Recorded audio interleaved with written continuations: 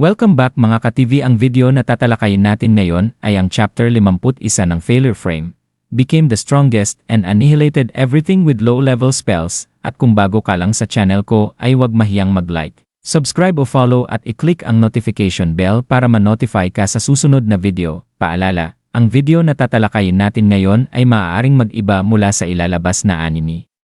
Hindi ko inaangkin ang mga drawing o anumang materyales na ipapakita. Ang layunin ko ay magpakita ng suporta at magbigay ng impormasyon tungkol dito. Ang lahat ng kredito ay nananatili sa mga orihinal na may-ari. Maraming salamat. Matapos ang pagkamatay ni Brown, hinarap ni Sogo at ng kanyang mga kaklase ang halimaw na pumatay sa kanya. Nang makita ni Minamino ang paparating na panganib, tinawag niya si Sogo sa kaba, ngunit determinado at nakatutok si Sogo, naghahanda para sa labanan. Pinakalma niya si Minamino sa isang matatag na pahayag na, "Leave it to me," habang hinahanda niya ang kanyang posisyon sa laban. Inaalam ni Sogo ang sitwasyon sa kanyang isipan, sinusubukang payapain ang kanyang mga nerbiyos. Napagtanto niyang may malakas na sandata ang halimaw, malamang ito rin ang ginamit upang punitin si Brown.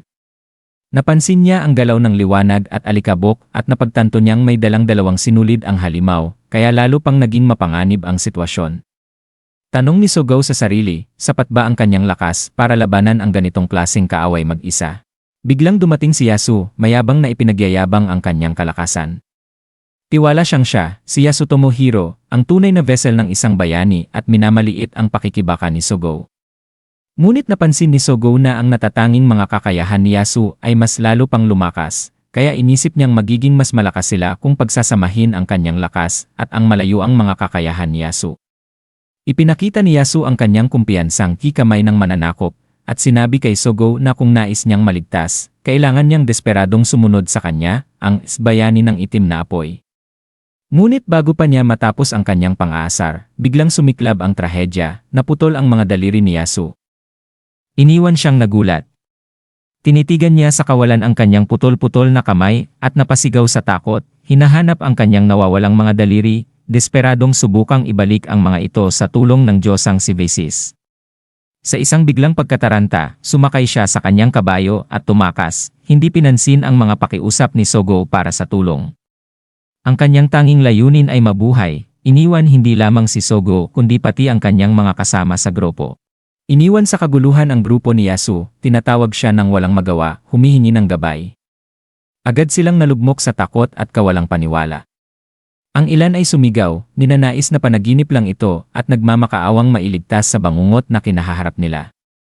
Nang makita ni Sogo ang kanilang takot, agad siyang kumilos at pinangunahan ang sitwasyon. Matibay niyang ipinaalala sa kanila ang mga taktikang itinuro ni Ben Wolf. Hinihikayat silang bumuo ng isang proteksyon na bilog upang madagdagan ang kanilang tsansa na mabuhay. Ipinaliwanag niya na ang mga manggagamot ay dapat ilagay sa gitna, pinalilibutan ng mga may kakayahang sumuporta, habang ang mga manlalaban at tagapagtanggol ay bumuo ng panlabas na singsing upang protektahan ang grupo. Ang mga sugatan ay dapat dalhin sa gitna kung saan sila maaaring gamutin. Tinawag niya si Suo upang tumulong sa pag-aayos ng grupo, at mabilis namang sumang-ayon si Suo.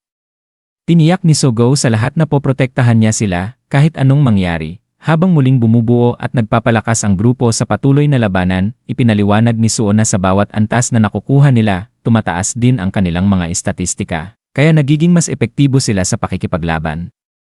Sinamantala ni Sogo ang pagkakataong ito upang hikayatin ang grupo, sinasabing gamitin nila ang mga hamon sa larangan ng digmaan upang maging mas malakas. Pinaunahan niya sila patungo sa hilagang tarangkahan, binalaan na kung hindi sila patuloy nakikilos, sila'y tuluyang mapapaligiran ng kalaban. Ang kanilang layunin ay makarating sa kampo sa labas ng hilagang tarangkahan, kung saan maaari silang muling magtipon at palakasin ang kanilang depensa. Ngunit isang bagong banta ang humarang sa kanilang daraanan, isang pangkat ng mga halimaw na oni, na nagpapalabas ng malakas na enerhiya at galit. Muling sumigaw si Minamino kay Sogo, ngunit hindi siya natitinag, handang harapin ang bagong kalaban. Sa kanyang pakikipaglaban sa mga oni, mabilis niyang napansin na mas malakas at mas mabilis sila kaysa sa kanyang inaasahan. Sa kabila ng kanyang pinakamahusay na pagsisikap, nahihirapan siyang makasabay sa kanilang bilis at natatakot na hindi niya kayang protektahan ang lahat. Bumibigat ang kanyang loob habang iniisip kung magiging iba ang lahat kung may sarili siyang natatanging kakayahan.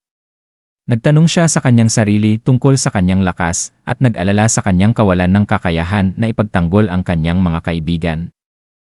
Sa gitna ng kaguluhang ito, isang alaala ng kanyang lola ang sumagi sa kanyang isipan. Isang beses na ipinaliwanag ng kanyang lola ang sinaunang sining ng pakikipaglaban na tinatawag na Kiso style, isang ipinagbabawal na teknik na orihinal na binuo upang labanan ang mga oni. Ang susi sa teknik, ayon sa kanyang lola, ay ang itulak ang katawan ng tao sa mga hangganan nito. Sa pamamagitan ng pag-iisip ng isang malakas na sinulid o enerhiya na tumatakbo sa buong katawan, maaari itong manipulahin upang kumilos sa mga hindi pangkaraniwang paraan, halos parang isang manika na ginagalaw ng mga sinulid. Ang paraang ito, na tinatawag na Kyokugen, ay nagpapahintulot sa mga mandirigma na lumaban na parang sila mismo ay mga halimaw. May kakayahang gumalaw na higit pa sa kayang gawin ng ordinaryong tao. Sa pag-alalang ito, napagdesisyonan ni Sogo na yakapin ang Kiso style. Itinuon niya ang kanyang isip sa imahe ng isang sinulid na nagsisimula sa kanyang paa, at hinatak ito hanggang sa pinakamalayo, itinutulak ang kanyang katawan sa mga hangganan nito. Sa isang mabilis at mapagpasyang galaw, pinugutan niya ng ulo ang isang oni gamit ang isang hampas. Si Minamino at ang iba pang kaklase na nanonood sa gilid ay humanga sa hindi kapanipaniwalang bilis at lakas ni Sogo. Si Sogo, gayunpaman, naramdaman din ang matinding epekto nito sa kanyang katawan, ngunit alam niyang ang kanyang katayuan bilang isang bayani ang pumupuno sa mga kakulangan ng pisikal na katawan. Patuloy siyang lumalaban na may bagong lakas. Ginagamit ang Kiso style sa pinakamataas na antas. Gamit ang kanyang teknik na Kiso style cross drop, tuluyan niyang pinulbos ang mga oni isa-isa. Habang nag-aalab ang laban, ipinangako ni Sogo sa kanyang sarili na wala nang mamamatay pa.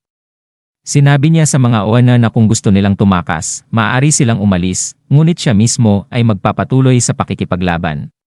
Sa mga sandaling yon, hindi na niya tinitingnan ang sarili bilang isang ordinaryong tao. Tinanggap niya ang lakas ng isang oni, na parang siya na rin mismo ay isang halimaw. Sa gitna ng labanan, natutunan ni Sogo ang kanyang sariling natatanging kakayahan, ang Silver World, isang makapangyarihang bagong kakayahan na sumasalamin sa kanyang paglago at determinasyon. Sa bagong lakas na ito, ipinangako ni Sogo na poprotektahan ang kanyang mga kaibigan at pamumunuan sila patungo sa kaligtasan, hindi nagpapadala sa takot o kahinaan. At dito nagtatapos ang ating buod ng Kabanata 51 ng Failure Frame. Mula sa bawat kwento, unti-unti nating nasaksihan ang paglago ng mga karakter at ang patuloy na paglalim ng kanilang mga laban at pagsubok. Habang bawat yugto ay nagbibigay ng mas maraming tanong at sagot, nasasabik tayong makita kung ano ang susunod na mangyayari. Hanggang sa muli, sabay-sabay nating abangan ang susunod na kabanata ng kwentong ito, handa na sa mga bagong emosyon at laban na darating.